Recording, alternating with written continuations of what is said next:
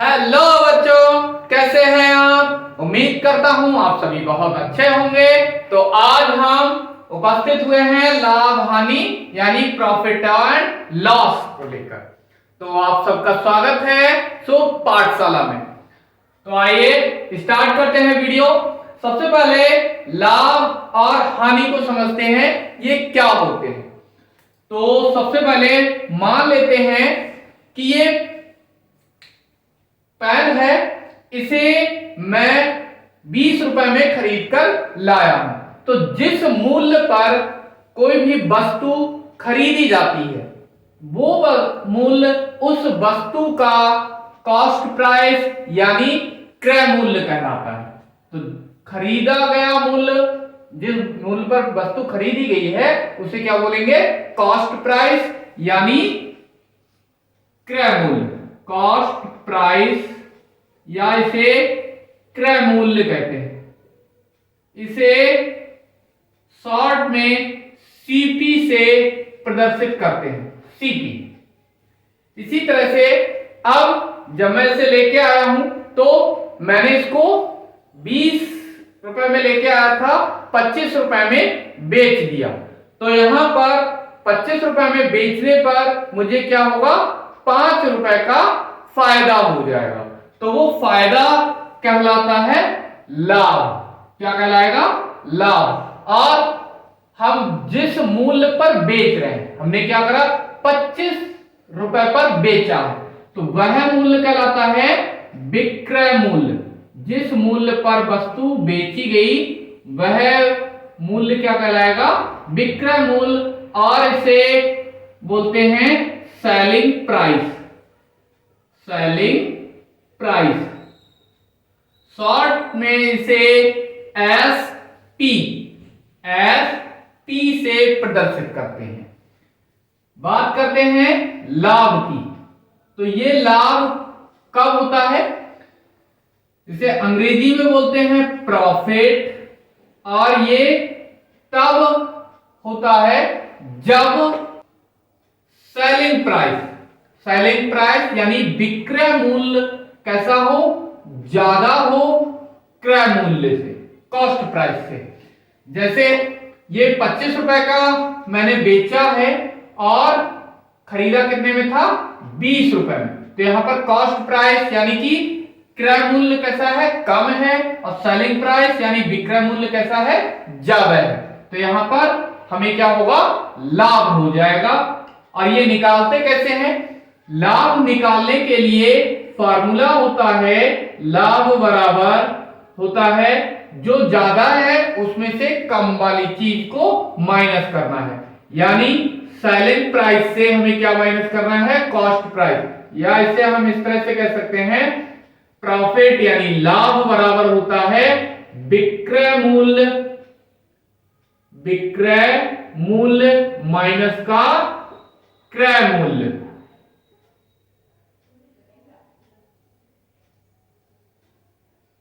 अब यही पेन अभी मैं लेकर आया हूं 20 रुपए का, मैंने इसको बेच दिया 18 रुपए में।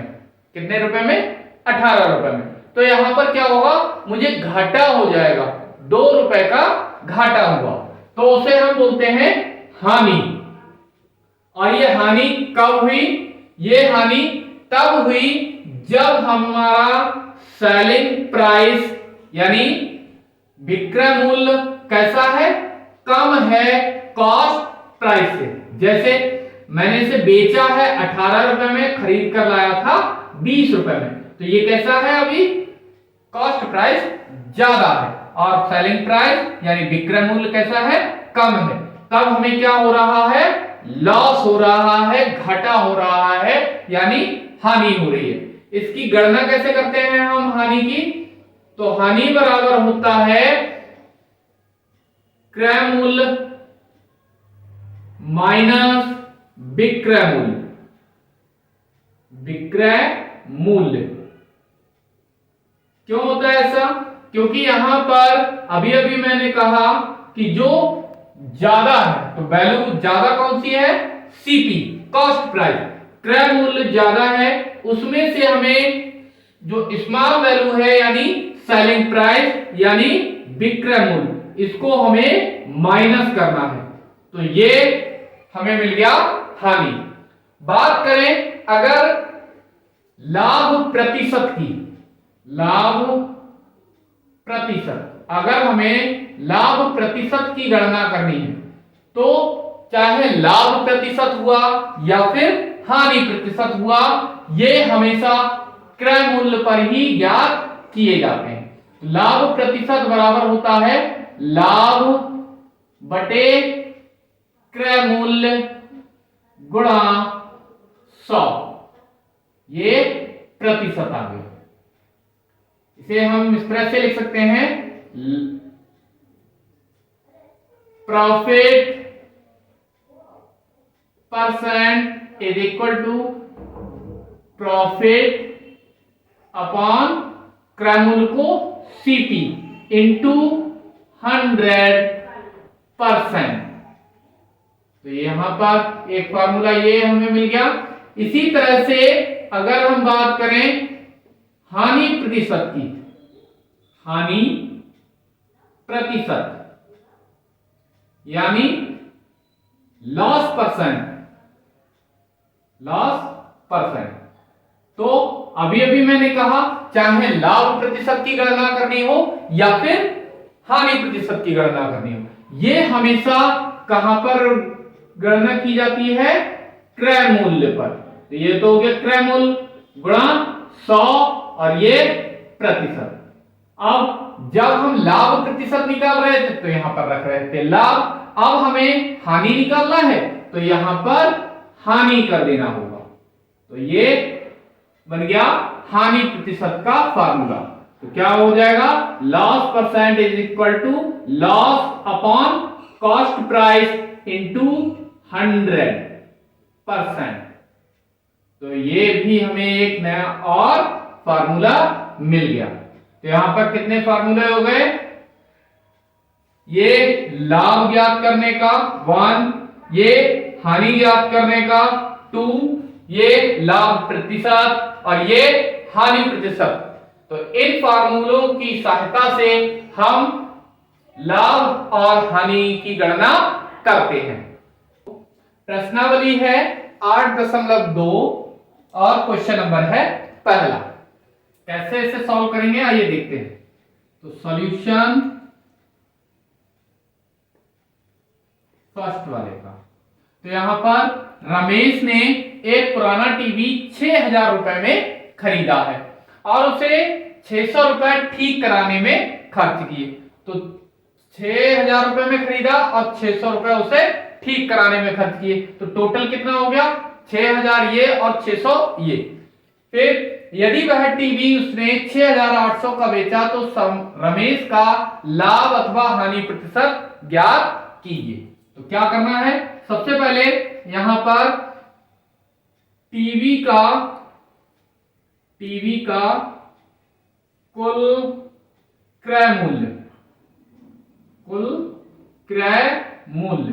कितना हो गया, 6,000 रुपए तो उसने खरीदने में ही दिए थे प्लस 600 रुपए उसने और दिए हैं, तो टोटल कितना हो गया 6,600 रुपए। इतने में उस टीवी का को उसने लिया है।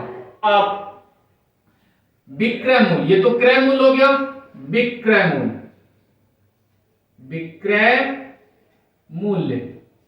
मूल्य कितना है उसका 6,800 रुपए। तो उसे यहां पर क्रय मूल्य कम है और विक्रय मूल्य कैसा है, ज्यादा है, तो लाभ कितना होगा, तब लाभ कितना हो जाएगा, उसे विक्रय मूल्य से क्या करना है, विक्रय मूल्य में से क्रय मूल्य को माइनस कर देना है। तो विक्रय मूल्य कितना है यहां पर 6,800, इसमें से हमें कम करना है 6,600 रुपए। तो टोटल कितने मिले हमें 200 रुपए, 200 रुपए का उसे लाभ हुआ है। तो हमसे कहा गया है कि लाभ अथवा हानि प्रतिशत ज्ञात कीजिए, तो हानि तो हुई नहीं, लाभ हुआ है। तो तो लाभ प्रतिशत, लाभ प्रतिशत, लाभ प्रतिशत क्या होता है? लाभ बटे क्रय मूल्य गुणे 100%, इतना। तो यहां पर सॉल्व कर लेंगे। लाभ कितना हुआ है हमें? 200 रुपए का। क्रय मूल्य कितना था? 6,600 रुपए का गुणा 100। तो यहां पर 2 जीरो से 2 जीरो कैंसिल, 66 से इसे भाग देंगे, ये हमें लगभग 3% प्राप्त होगा। तो हम कह सकते हैं लाभ प्रतिशत यहां पर कितना है? लाभ प्रतिशत कितना? 3% का उसे लाभ हो जाएगा। तो अगला प्रश्न है, गोपाल ने 30 किलोग्राम चाय पत्ती 85 रुपए प्रति किलोग्राम की दर से 30 किलोग्राम कितने में खरीदी है? 85 रुपए के हिसाब से, और 120 रुपए के हिसाब से लिए है उसने 35 किलोग्राम। तो टोटल कितनी खरीदी है? देखते हैं क्वेश्चन नंबर 2। चाय पत्ती का कुल मूल्य, चाय पत्ती का क्रय मूल्य, क्रय मूल्य कितना हो जाएगा यहां पर? तो उसने 30 किलोग्राम खरीदी है 85 रुपए के हिसाब से, और भी खरीदी है कितनी? 35 किलोग्राम कितने के हिसाब से? 120 रुपए के हिसाब से। तो टोटल कितने रुपए हो गए? ऐड कर लेंगे इनको और मल्टीप्लाई कर लेंगे। तो यहां पर जीरो ऐसा कैसा ही, 3 पंजे 15, हाथ से लगा 1, 3 अट्ठे 24 और 1 25, प्लस इधर जीरो ऐसा कैसा ही, 35 दूनी 70, हाथ से लगे 7, 35 से कम 35 और 7 42। तो ये टोटल कितना आ गया यहाँ पर? 50 रुपए ऐसे कैसे ही, और ये 5 और 2 7 और 4 और 2 6, 6750 रुपए, यानी कि 6,750 रुपए हो गया क्रय मूल्य। अब क्या कहा है? दोनों पत्तियों को मिलाकर, दोनों पत्तियां उसने मिला ही ली है, मैंने यहां पर इसीलिए ऐड भी कर दिया है।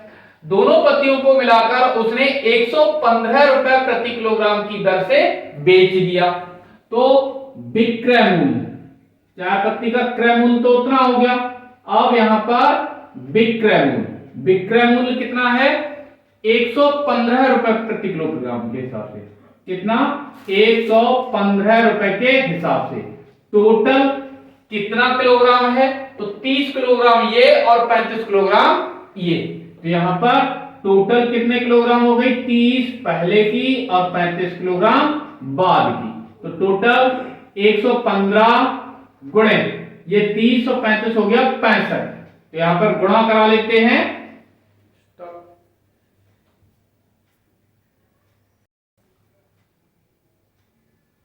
तो इन दोनों का जो मल्टीप्लिकेशन है वो मिल जाएगा 7,475 रुपए। इतने रुपए में उसने चाय पत्ती को बेच दिया है। तो उसे लाभ कितना हुआ? लाभ कितना हुआ है? तो यहां पर क्या करें, जो विक्रय मूल्य है उसमें से क्रय मूल्य को माइनस कर दें। तो विक्रय मूल्य माइनस क्रय मूल्य, तो विक्रय मूल्य यहां पर कितना है? 7,475 माइनस ये 6,750, माइनस कर लेंगे। 5 में से 0 गया 5, इधर 7 में से 5 गया 2, इधर 14 में से 7 गया 7 रुपए। तो यहां पर लाभ हो गया उसे 725 रुपए का। अब हमें क्या निकालना है? उसका प्रतिशत निकालना है। तो नाउ लाभ प्रतिशत, लाभ प्रतिशत कितना हो गया? तो यहां पर फार्मूला होता है लाभ बटे क्रय मूल्य, क्रय मूल्य गुणा 100, और ये प्रतिशत। फार्मूला लगाएंगे, लाभ कितना हुआ है 700, 25 रुपए का बटे में क्रय मूल्य कितना था 6750, 6750 गुणा 100, ये ऐसे के ऐसे ही, तो एक जीरो से एक जीरो कैंसिल हो गया। अब क्या करना है, यहां पर इन दोनों की मल्टीप्लाई हो जाएगी, 7250 आ जाएगा दशावन, और ये 675, तो इससे तो 675 से जब 7250 को भाग देंगे तो हमें मिल जाएगा लगभग 10.74%। तो यही हमारा आंसर हो गया। तो लाभ प्रतिशत कितना हो गया, लाभ प्रतिशत हो गया 10.4%।